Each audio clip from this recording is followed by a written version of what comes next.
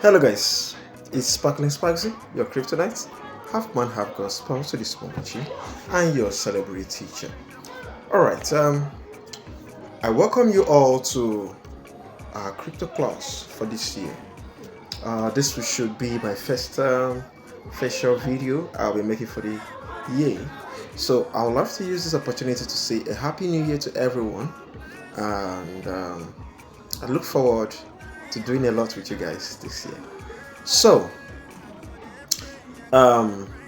this should be our first video, and we are going to start this crypto class from the very beginning.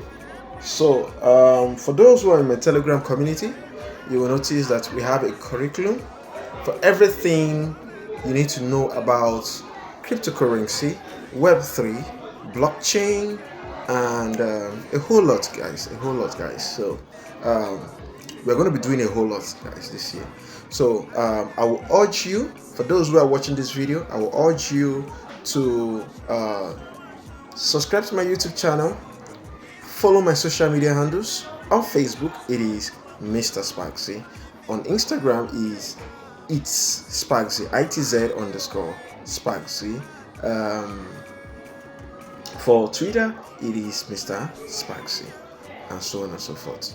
So follow me on all social media handles. The links or the names will be at the description of this video, guys. So make sure you follow me, and you're going to learn a lot.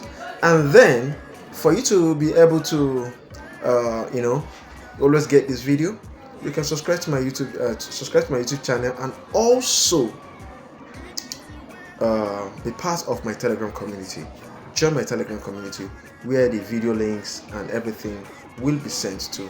It will always be there for you to just scroll and get the information whenever you want them. Alright, without wasting time, I would dive into what we are talking about today. So what are we talking about today? Well, today we're going to be talking about the history of money. The history of money. Now,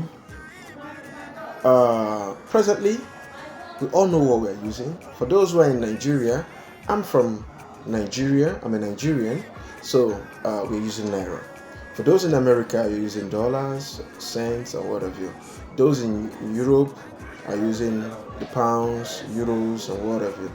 Okay, so all this kind of money is what we call fiat.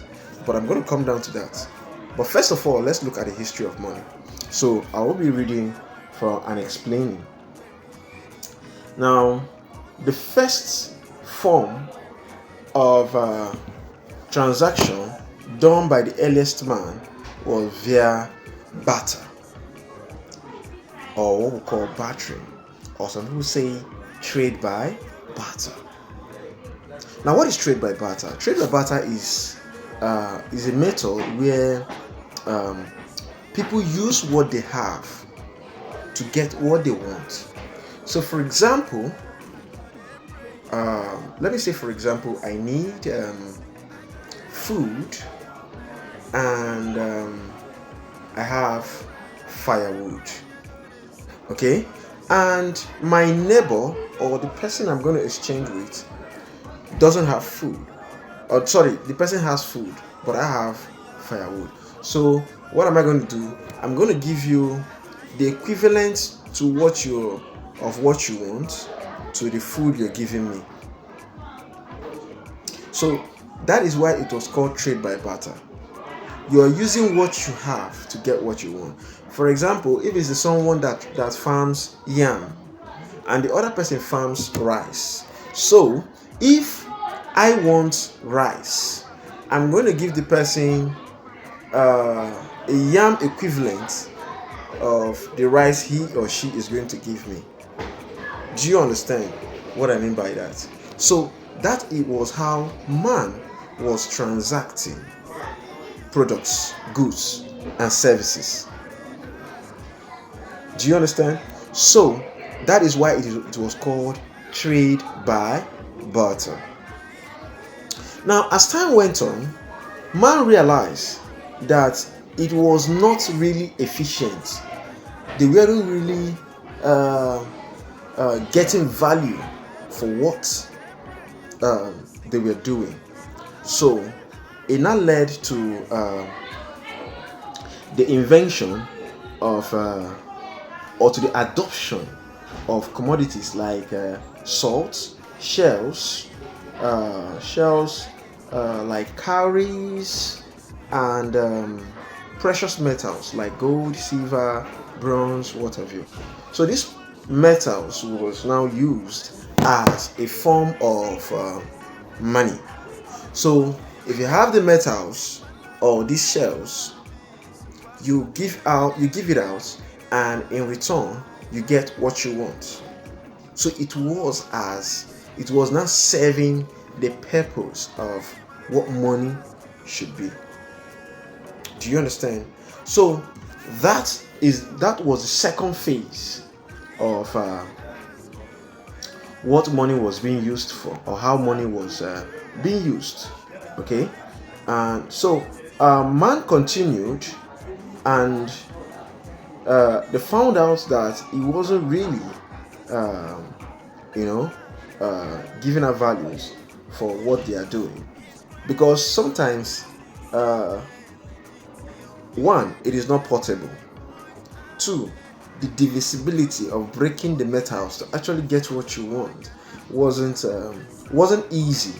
So as a matter of fact, man has to devise another means, and that was what led to what we have presently, which is what we call the fiat currency.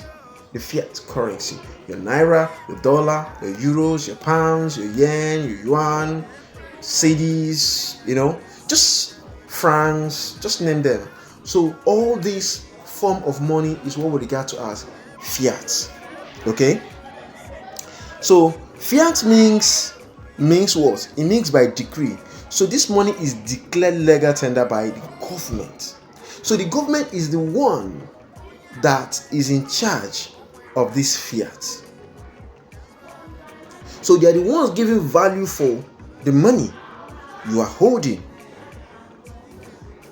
So unlike gold, fiat currency has no intrinsic value. Its value comes from the trust in the government. So it has no intrinsic value. It is the value the government attached to the money that is what it is, or that makes it what it is. So and this now makes every government and have the central bank. So this is the people that manages everything. Now, what is the problem with this money? The problem of this money, I've talked about the problem the previous ones had for bartering and for the metals and shells. Now let's look at the problem of the fiat currency. Government central banks have a centralized control. They are the ones in control. They are the ones that controls how the money is being used and what is it used for and what have you. Do you understand? Then they can print more money.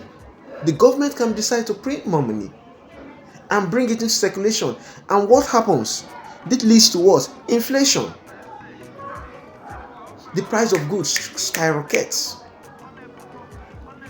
So even if you're having your millions of naira, it might not be worth to anything again, because the government has devalued your money. It has no value again. Do you understand? Now, where your value money goes down or potentially freezes your account, they can also freeze your account, leading to loss of control for the individual. So this lack of control and risk of devaluation created a demand for a different, more robust system, and this demand led to what we call the decentralized currency, which led to the formation of cryptocurrency, guys. And this led to the introduction of blockchain technology. So, and the first cryptocurrency that was formed was Bitcoin, and that is one of the biggest cryptocurrency ever in the whole wide world presently. So that will be the size of this class, size of this video for now. If you have any question, you have anything you don't understand, please drop it at the comment section of this video. Comment, like, share, and also invite your friends to follow me. It is a way of encouraging me and telling me to do more, so that it will enable me to produce more of these videos and teach us more, make researches and teach us more, and we all learn as we go. So guys, that will be it. I still remain that guy, Mr. Sparkxzy. See you guys in my next video. Bye for now.